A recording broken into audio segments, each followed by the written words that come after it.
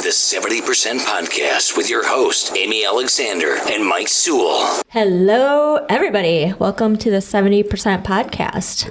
Everybody. This is Amy Alexander. Yeah, I'm Mike Sewell.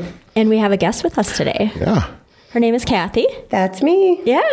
Tell us a little bit about yourself. I am old, but I'm not. And I am Mexican, Polish, raised in an Italian family. And I am raising my grandson, and we adopted him, and we live in a horrible neighborhood downtown. Oh, no. Wow. Okay. In a great big house. Yeah. I love it. Yeah. So we've been out of the loop for a little while here, Amy. We have. Business has been really good, and then unfortunately it stopped us from coming down and doing the show. And doing the show as much as we normally do. Summers are always crazy in the real estate business. It's starting to slow down a little bit. Well, yeah, because nobody wants to pay 6.5% interest. Yeah. But, well, instead of houses being on the market for 24 hours, they're on the market 2 days now. Yeah, 2 days. I think our months of inventory went up like 0.10% or something like that. Yeah. But that gives us a little bit more time to do the fun stuff, which is this. This is what we like to do as fun. And so we were having a discussion a couple of weeks ago, Mike and I, because as you guys know that listen to the show, that Mike and I have been friends forever, and we talk too much to each other. We talk a lot about a lot of different things, and that's how we ended up deciding we were just going to start recording some of our conversations and came up with this show. But we were talking about our last, like the progression of our shows and all the things that we've talked about and things like that, and what we could, who wants to come on, who would bring in some new information, and so it's just not me and Mike chatting babbling at each other. So basically, when we find a topic that we feel strongly about, we look for people who have some information more than us on it. Somebody that might not be an expert but has more information than us, and we want to bring them onto the show. Bring in a different perspective. So. Yeah, there's that. So, guys, if you have any ideas of shows and stuff that you'd like to hear about, definitely shoot us a little text on Facebook there. Let us know about it, and we'll put the show together. Check us out on Facebook, no doubt. 70% Podcast. Yeah. We also have a group that we also have. What else do we have? We're on YouTube. We got it all, Amy. We're on Spotify. That's a Jenny thing. That's a Jenny question. Yeah. Jenny, where are we at? We're on Facebook. We're on Spotify. We're on Facebook, Spotify, YouTube, TikTok? Google Music, TikTok. Facebook group is the 70%ers. Love it. There you go. So go to the Facebook group, 70%ers, and shoot us a text or whatever and let us know what you'd like to hear we'd be happy to check out your topics or bring you on the show. Yep. So the reason why we like Amy said, why we started this show is because we have a lot of heated discussions with one another. And we see that a lot of those discussions end up dividing people, although we still remain friends and stay, and we're able to move forward. So we decided that, hey, maybe we should do a show and show everybody that you can have heated discussions, you can have disagreements, and you can still get along. Right? Right. Yeah, 70%. So 70% of us can. Yeah. The other 30% we're just going to do away with. We're going to send them back to where they came from. What? Oh boy. All right. Anyway. Whatever state. Whatever state they came from. So we were talking about, a couple of weeks ago, talking about adoption. We were talking about human trafficking and I don't even remember how we got into. Because the Roe v. Wade. That's why we got into the conversation. Oh, yes. Because, it ended up being that, people could be adopting instead of aborting the babies and things like that. And then we started talking about adoption, and we don't know how that works, and how many people really do adopt. Is there really a demand out there? Well, there's definitely a demand, but is there a demand for more than so? And I didn't pull the statistics on this or anything, but about 135,000 children are adopted in the United States each year. To non-step parent adoptions is what that is. And that's about 59%, excuse me. 59% are from child welfare or foster care or something like that. 26% are from the other countries, and 15% are voluntary relinquishers of American babies. So, but there are some babies out there that are not voluntary relinquished. Like, there's a lot of minority children who are in the foster care that have been taken away from their parents, and they have a lot more hoops to jump through to get their kids back than their white counterparts. Actually, that's not accurate. Okay. Most of the families that we have fostered have been white or non-black, and their parents have had hoops and hoops and hoops and hoops and hoops. The 2 black children that we did have, their parents were not ever going to get them back, but they went immediately to family after they came. Like, they came to our house. Okay. Oh, sorry. I used to be a foster parent. No, keep going. That's what I wanted to ask you about. Yep. So we know that you adopted a child, and that you used to do foster care and stuff like that. So walk us through the system. Okay, so it varies from state to state, which number one is absurd. You should be able to go from one state to another state and have the same sort of system in place. In some states, there are no classes required. You can just be like, hey, my background check clears and here I am. And in Wisconsin, they do a Wisconsin background check for 10 years. They don't, I think, go nationally. Oh, they don't. Which is scary. As long as you didn't screw up in Wisconsin for the last 10 years. And my information may be bad, so don't take me to church on that one because... Well, hold up. You came in here and you don't have the facts? I have facts-ish. No. Okay, look, I'm facts-ish. If Trump can have alternative facts, we're not going to go there. I can surely have facts-ish. No, we just want to hear about your experience, so that's fine. I'm just teasing you. Ditto. So, okay. No, So the kids that we had were primarily white, and I was shocked by that. Why were you shocked by that? Because I had always heard that the foster care system was riddled.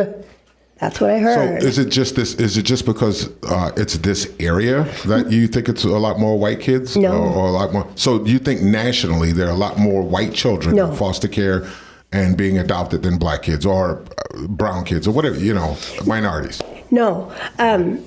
Where we lived was Wichita, Kansas when we fostered. Oh, so, okay. Well, that explains it. But in Wichita? How many black people you know in Wichita, Kansas? Are you kidding me right now?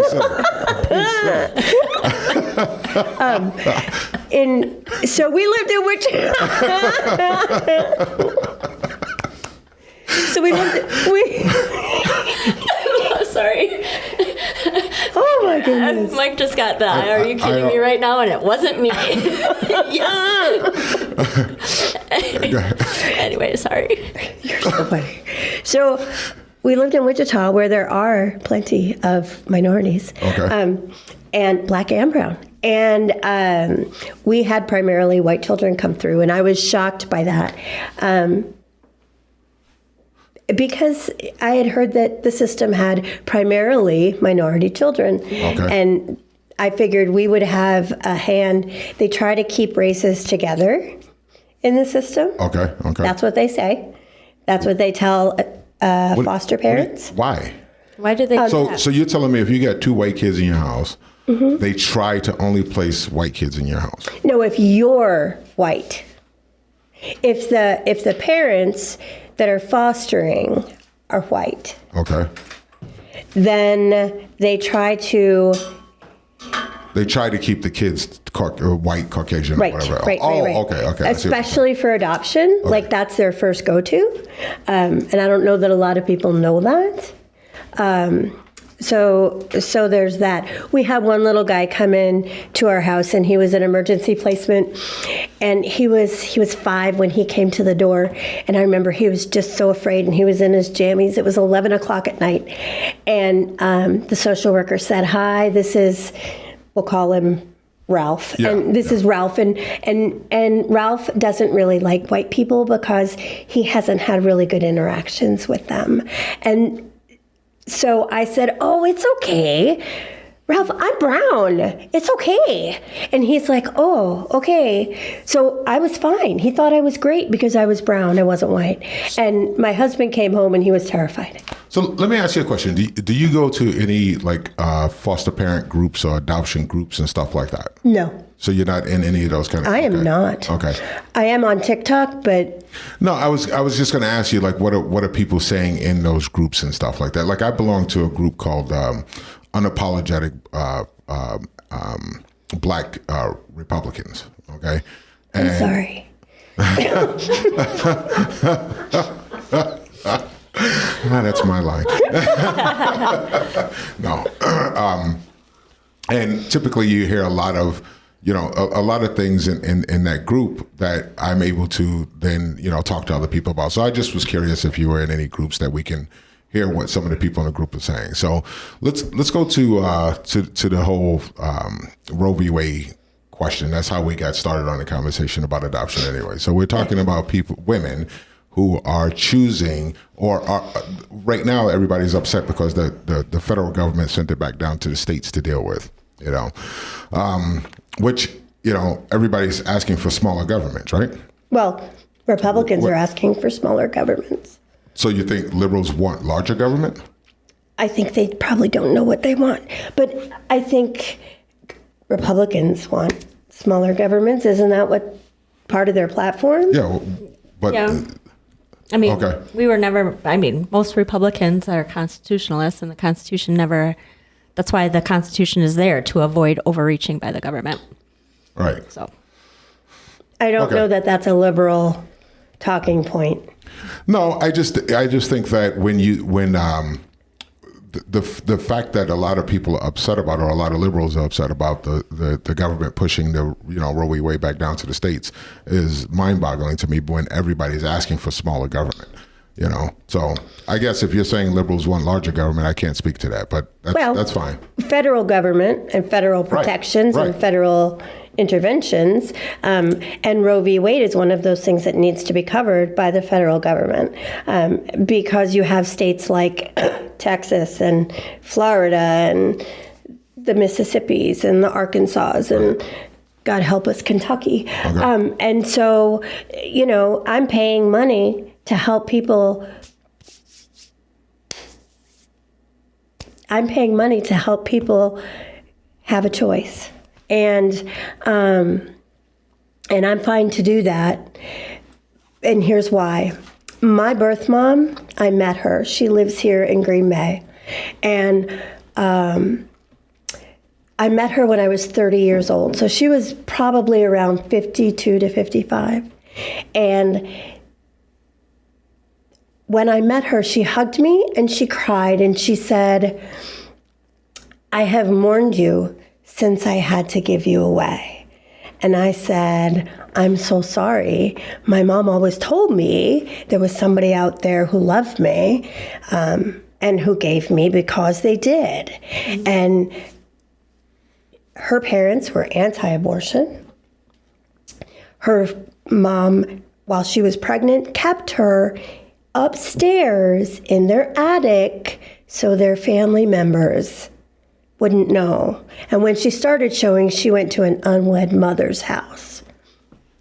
After she gave me up for adoption, she mourned me for 30 years because a priest told her that her sin of giving me away was unforgivable. So when I hear people talk about abortion being traumatic for the woman, yes, it is. No bones. So is adoption. And there should never be a second guess. It's probably in some cases more so. What about just taking responsibility for your actions? Babies are a punishment. It's not a punishment. That is a punishment. It's not a punishment. It's taking responsibility for your actions. No, that's making your bed and lie in it. No, you're going to have to get up and go to school in your jammies because you didn't wake up on time. That's making your bed and lie in it. That's being responsible for your actions. And you're saying that having unprotected sex, you shouldn't, that's one thing you shouldn't have to be responsible for? You shouldn't have to be responsible for that? So what I'm saying is they're two separate issues. People should absolutely, let's fine them. Let's do something. I'm all for consequences, no big deal. Babies shouldn't suffer, and people shouldn't hold on to lifelong traumas because politics, that's stupid. Let me tell you, I was born from a rape. And I looked nothing like my birth family when we met, nothing. And so I'm like, maybe a DNA test. And she's like, oh, no, we don't need one. I'm like, maybe we do. And she said, no, we don't. I'm like, pretty sure we do. And she said, no, honey, we don't need one. Several years later, much to her dissatisfaction, I met my birth father. And I looked just like him. Oh, I'm sorry to hear that story. Well, he was really good looking, so don't be sorry. It's okay. That took a dark turn. I don't know where we just went with that.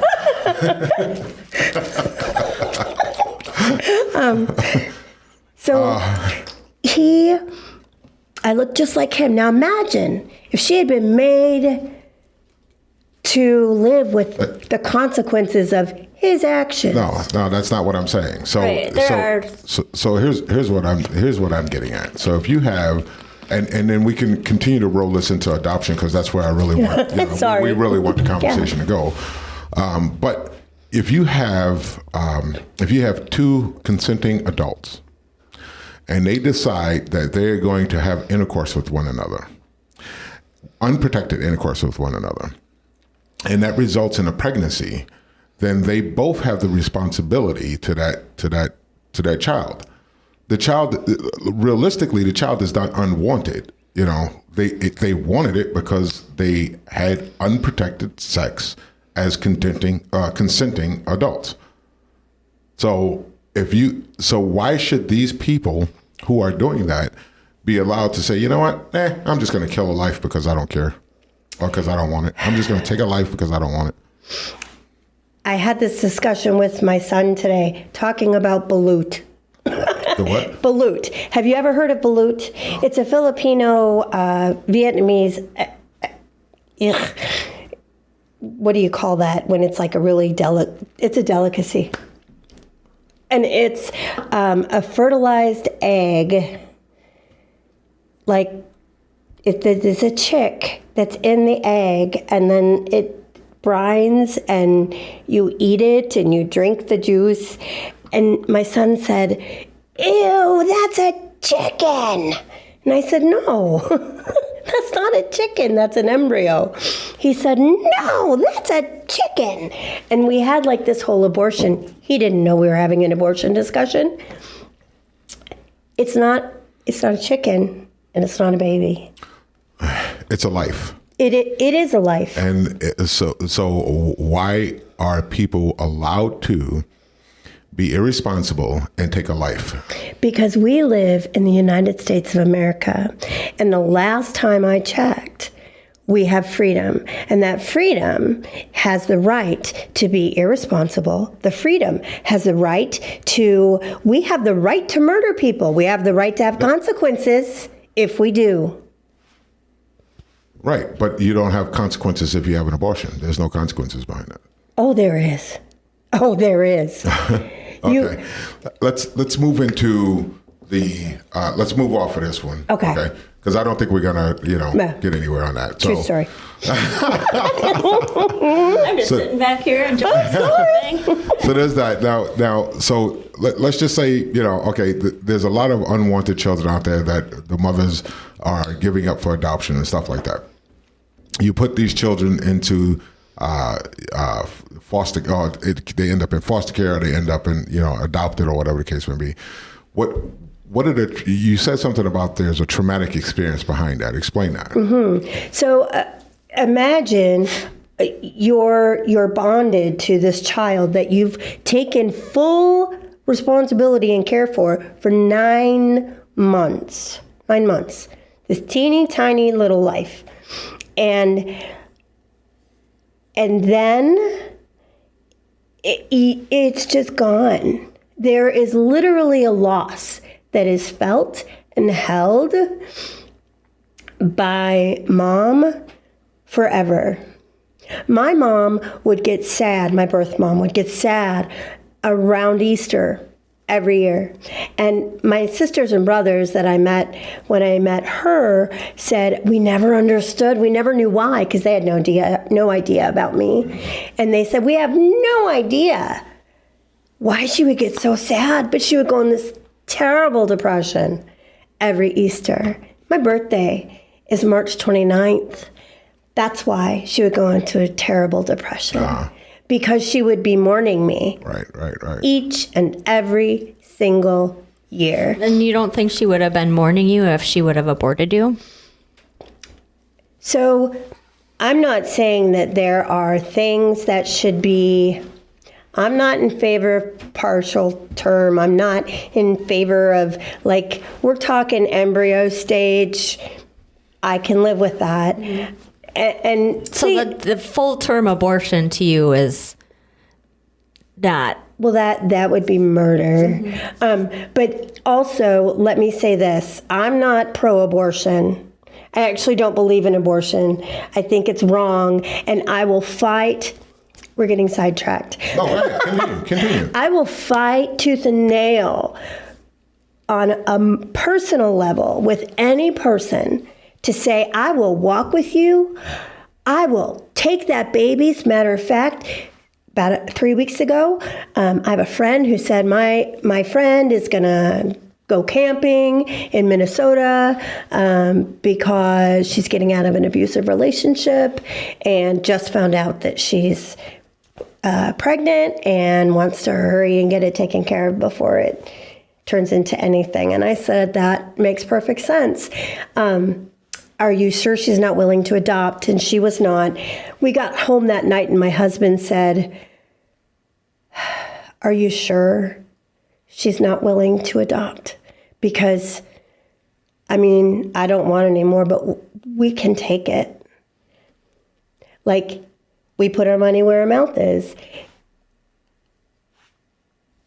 I forget where I was going. Don't do drugs, kids. It's bad. So, oh God. Boy. All right. Well, on that note. So let's talk about transracial adoption. So you have a lot of people out here that are black kids with white families. You have kids that are with. I'm going to screw this all up, and I'm going to probably piss some people off. But people who are, so you have gay parents, male and or female gay parents that want to adopt kids and stuff like that. What do you think that does for or to the child? Okay, so first, gay parents, as long as they love them and raise them to be the best children they were ever meant to be, it does nothing but help them to raise children to be the best children they were ever meant to be. Transracial adoption is a little touchy. Had you asked me 5 years ago, had you asked me 2019, I would have said, oh, that's no big deal. I was raised in an Italian family, and so now I'm just Italian. That's just part of who I am, because it's ingrained in me, even though it's not in my DNA. Mm-hmm. In 2020, I learned that there's such a thing as brown people, and I called my friend and I said, oh my God, I think I'm brown. And she laughed and she laughed and she said, Cathi, of course you're brown. You didn't know you were brown? I'm like, no, I thought I was white. problem. I was raised in a family and I was told that I was white. And every summer when I got too dark, I was told that I better watch out or I'm going to be black soon. Or, Cathi, you're too dark. You're black now. As if that were something wrong. Right. So with that, you think so you think that a transracial adoption is not good? Not good. Okay. I think it's okay.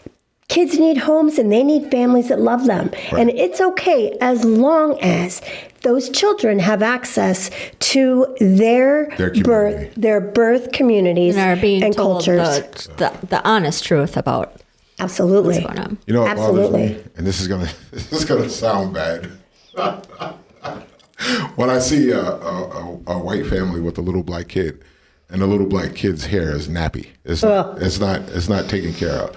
And I'm like, there's a couple of times I was in church. This was years ago, and this little girl every Sunday she would come into church with her hair just nappy, and it's like, So I walked up to the parents one day. And I asked them, I said, do you know how to do her hair? They're like, oh, God, no. We have no idea what to do, blah, blah, blah. I'm like, oh, really? So that's when I started, I talked to them about, different products that they could get, what they could do with her hair and stuff like that. And after that, she came to church with her hair looking nice all the time. Thank you. But they didn't know. So that brings me to the subject of, if you're going to be adopting children of different races, then I think there's an obligation. I think there should be something set in place or some kind of obligation to have them be a part of their community, or at least understand how to groom them. Yes. How to take care of them. But is that the way that every black population grooms themselves that way?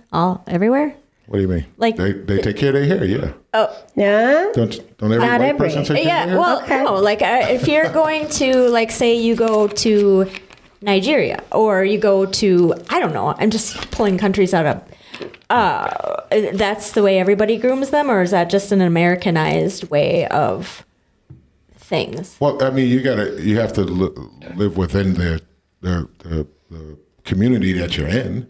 So we're not talking about Nigeria. We're not talking about, Africa or anything like that, or, the African countries and things like that. We're talking about America. So here in America, this is how black families take care of their hair or their skin or whatever. There's a lot of times that I walk around and I don't put lotion on, so my arms get what we call ashy. Right. So you guys just call it dry skin, but Okay. it turns white, so we call it ashy. Oh, so then we're just permanently ashy. Yes. Yes. You are. Well, okay, so you see what I'm saying? Oh, So yeah. if I don't put the lotion on, it turns. What's the lotion on? Sorry. I got some in the car. I'm going to put some on when I leave here. Anyway, But anyway, I just think that families that are adopting kids should have that education. Yeah. but if they have the freedom to either keep that kid, adopt that kid, abort that kid, whatever, shouldn't they have the freedom to brush the kid's hair however they want? No. They should, but any responsible parent, in helping a child get to the person they were always created to be, needs to help that child be the best that they can be. If a child we had a little girl who she never did anything with her hair. She had it permed once, and permed in her culture is straightening, not curly. And so she had it permed, and it was all fried off when we got her. And I have a friend who said, don't you want to do something with her hair? And I'm like, she said no. She said no. It's her hair. And so she said, well, let me talk to her. And she was also black, and she took her, and she said, okay, let's get her to the salon, which I had no idea was a 4-hour appointment. So we took her to the salon. We took her to the shop, and she got her hair done. Her brother got his hair done. And then we learned We all learn together. So product to acclimate into the American society. I think that if you're going to adopt a child, you not only should have them within their community, or at least have them be a part of their community, but at the same time, you should understand their community yourself so that you can help them grow. You know, my daughter, all of my kids actually, grew up in Northeast Wisconsin, predominantly white area, in De Pere and out in Wrightstown, you know. So there's not a lot of black people in either one of those areas, especially when my kids were growing up. And they all have, not a complex, but they all have the same, and they were my kids, so I didn't adopt them. I just took care of them like you're supposed to. I just kept the kid. Oh, there's another one coming. All right, I guess I'll keep that one too. That's a topic for another show. But anyway, but they all have so they were all born to Caucasian women, and they all have that. They're not white enough to be white or black enough to be black. They're not accepted by either group in school. The black kids don't accept them because they're not black enough. The white kids don't accept them because they're not white enough. And they've all come home at different occasions and have said that to me, that they have that issue. But my youngest daughter she likes to identify. She likes the fact that she is black, and not because of the mainstream culture, but because of the history of the black community. I have several books at home that I had all of them read as they were growing up to help them understand where we come from. Not the black history books, not the American history books. So this way they understood, their foundation, their background, where they come from, and where they can go, the struggles that black people in America have been through in order to get where we are today, so that they can continue to build upon that community legacy. So we had one little guy, and it was Martin Luther King's birthday, and we were sitting around the dinner table, and he said, Mom, that Martin Luther King guy, we talked about him. And I said, you did? And he said, yeah, we did. And I said, well, what did you talk about? And he said, there were slaves. And I'm like, yep. And he goes, whew, I'm sure glad I'm not black anymore. And I went, what? He said, I'm not black anymore. I used to be black when I lived at Guthrie's house and when I lived at my mama's house, but now I live at your house and I'm not black anymore. And I'm like, oh, the Sister Hittman said his name. Oh my goodness, I've never forgotten that. And that said more to me about interracial, transracial adoption and fostering than anything ever could. Because had it been a different person, they might have just laughed it off and let it be. Right. I didn't let it be. He's black and he needs to be proud of that. That's a beautiful thing. And let's look at what that means. They need to be taught. I'm Mexican. I was not raised in a Mexican home, and I wasn't allowed to be Mexican, ever. You had to be Italian. I had to be Italian. You ate a lot of spaghetti, meatballs, stuff like that? Well, yeah, I had to suffer, I never even made tacos. My mother never made tacos. We never, ever went out for Mexican, except for when we lived in California. And my race and my nationality or whatever it is that I am never came into play until California. And then there were all these Mexicans, and I'm like, oh. So were you the only person adopted in your family? No, my brother was, but he was white. Okay. So you got, how many siblings do you have? One by adoption and 5 that I know of by birth. Yeah, no, I'm talking about your by your adoptive parents. My adoptive parent has one other child that they adopted. Okay, so you grew up with a brother and yourself. He's white. Okay. Yeah. All right. Yeah. Interesting. Yeah. Yeah. Okay. So When you foster these kids, how old are they normally? Is it a varying? It can vary. It can be like straight after detox from the hospital, and then straight to a foster home. It can be, we've had ranges in our home, everything from 6 months to 17 years. So do you feel like there's an age through all of that? There's an age where those kids are, I don't want to say programmed. Maybe it is the word that I want to use, but where it's like, okay, well, this is prevalent and it's probably not going to be able to change, or, you know what I'm saying? That's a great question. So Maslow's hierarchy, right, says that we're all kind of formed who we're going to be by the time we're 5. Maslow. Okay. And if any of those slates are broken, right, then it's going to be cracked. You can repair most of them, but that foundation piece. So 0 to 5 is that foundation piece. Okay. So if that foundation piece is cracked, that's not going to give a good shot for change later on. Most children have it in their head by 5, what they believe, what they think. They may not be able to express it. They may not be able to articulate it, but they surely have it. And they say that they're set in who they're going to be by age 9. So that was one of the things that scared me. So my ex-wife wanted to be a foster parent all the time. Let's be a foster parent. I'm like, I would, because my heart goes out to children in need.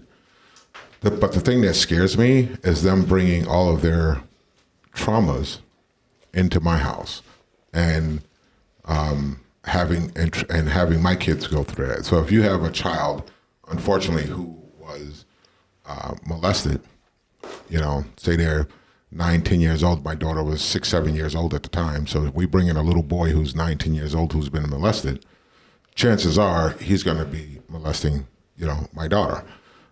Not because he wants to, but because that's how he was groomed. You know what I mean? True story. That stopped me from adopting. How do you deal with that when you have a large family of foster kids in your house? How do you make sure that those things aren't happening in your household? Well, I quit my job. Can you? Okay. I quit my job. I was in insurance, and we had very, very strict rules in our home. There were no doors that were allowed to be closed. All doors were to be kept open to any bedroom. The only privacy you got was in the bathroom. And any play had to be done in the family room with me. There was no, let's go to my room. Nope, we're not doing that. Let's play house. Yep, we're not doing that. And then they get quiet and you're like, okay. We don't play house. We don't play police. We don't play, there's a whole host of things we didn't play in my house because it would spark things for kids. And we didn't have dance parties because those kids dance interesting. So you didn't let their feet get loose? No, it loosens so much more. Twerk. That was before twerking came out. It was. Well, we still twerked. We just didn't call it that. Really? No. Anyway, so back on the It was a bump and grind. Back on topic. Bump and grind. I never heard of twerking before, I don't know, the late 90s. No, not even. But didn't you see it? Late 90s. No, people weren't jumping around like that when I was a kid. Why do you think we danced. We actually danced. We did break dancing. We did pop and locking. We did. Okay, and what that is wasn't twerking. What is pop and locking? What do you mean, what is pop and locking? Show me pop and locking. I'm not going to show you pop and locking, especially when she got that camera running over there. Oh, this would be an awesome TikTok clip. Bring it on. I tell you what, Google it. Oh, no. YouTube it. I have a friend who showed me. It's fine. Okay. You just wanted to embarrass me. But, that's what we did when we were kids. Anyway, so I have a friend of mine who is in the adoption industry.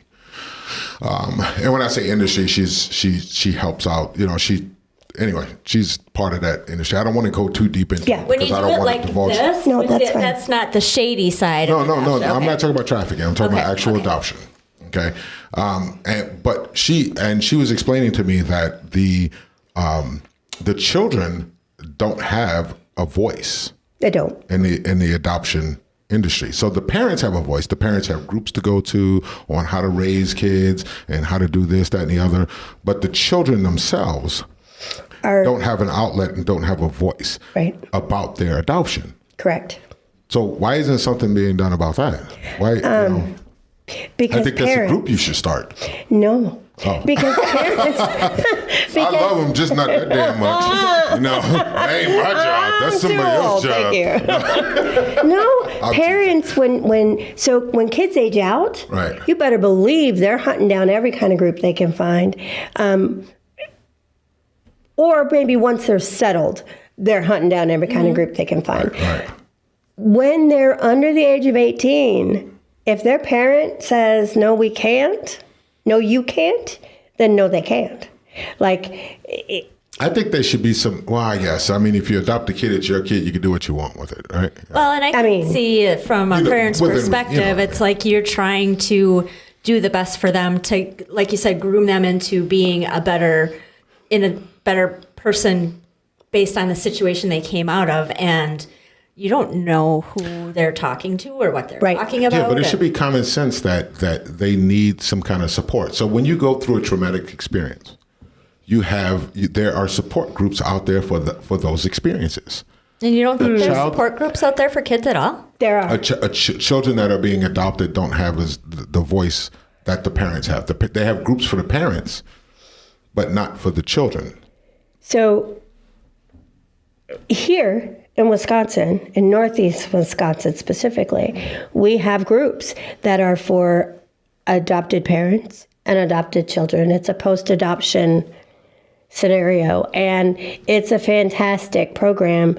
Unfortunately, most families don't take advantage of that. I read in a book once about adoption. I never read any more in the book. I saw this sentence and I got... Adoption. That's as it. far as I'm going. The end. It said adoption, I'm done. It said adoption is an agreement that I will pretend to love you unconditionally on the condition that you pretend to be mine. Pretend? That doesn't make sense. Okay. I will pretend to love you unconditionally. So you... On the condition. Which means it's not. Right, I understand. Yeah. I understand that. But on the condition that it's the pretend that bothers me. So, it's not the unconditional and if, not so much pretend legally, but pretend we're a family. I'm going to raise you, but you have to treat me like mom. Right. You have to I wasn't brown. I understand what you're saying. I was never I brown. understand what you're saying. Yeah. No. I was white. Okay. I came home when I was 16 years old. First racial, icky experience I'd ever had.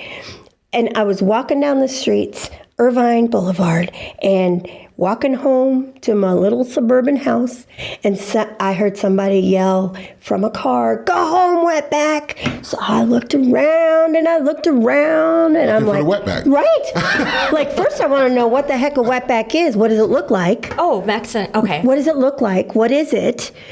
So I got home and I said, "Hey, Mom, what's a wetback?" And she went, "Oh, where did you hear that?" And I said, "I don't know. Somebody yelled it while I was walking home, but there was nobody else around. So, I think they meant me." And she goes, "Well, that's just ridiculous." And I said, "Why? What does it mean?" She goes, "That's a derogatory term for Mexicans." And I said, "But I'm white."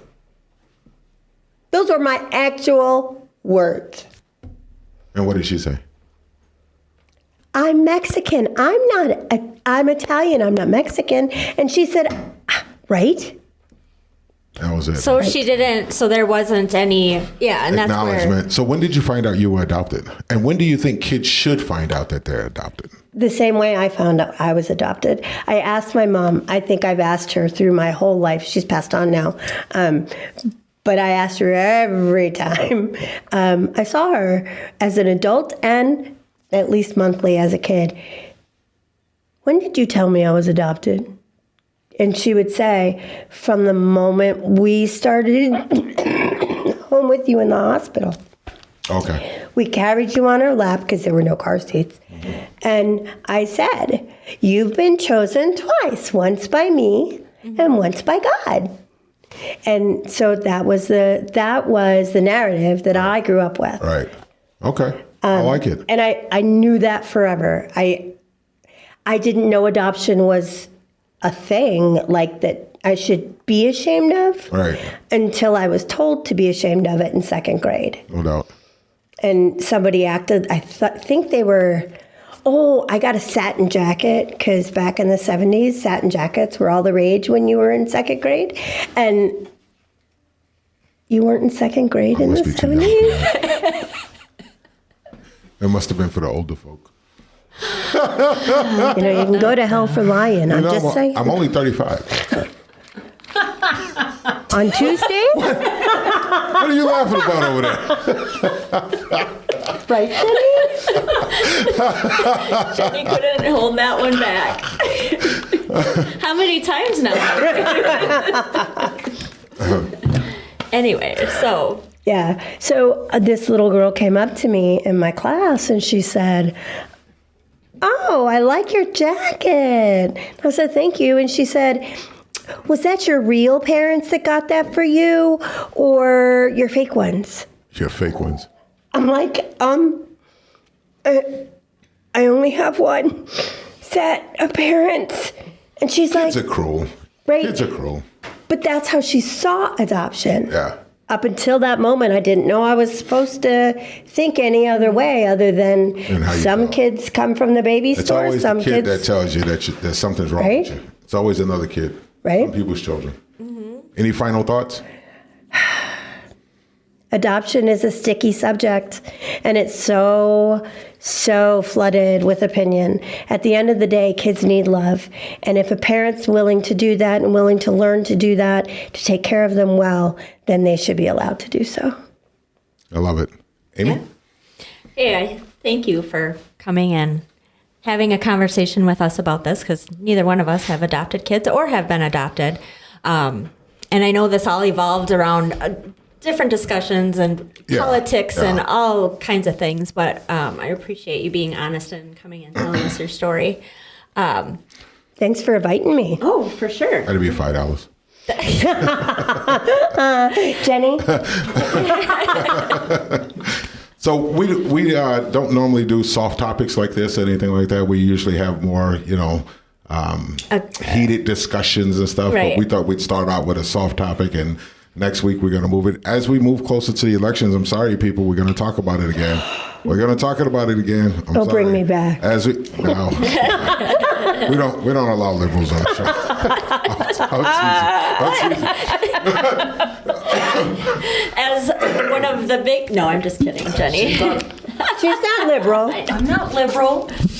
You look liberal. You look I like you know. want to be liberal. When I found out she wasn't, I told her I didn't know if we could still be friends. See? And that's the problem with liberals. They don't want to be friends with anybody that doesn't think like them. That's the problem with them. I was joking. You see, I came in her car. I'm just... I know. All right. Well, thank you again for coming. I'm Amy Alexander. And I'm Mike Sewell.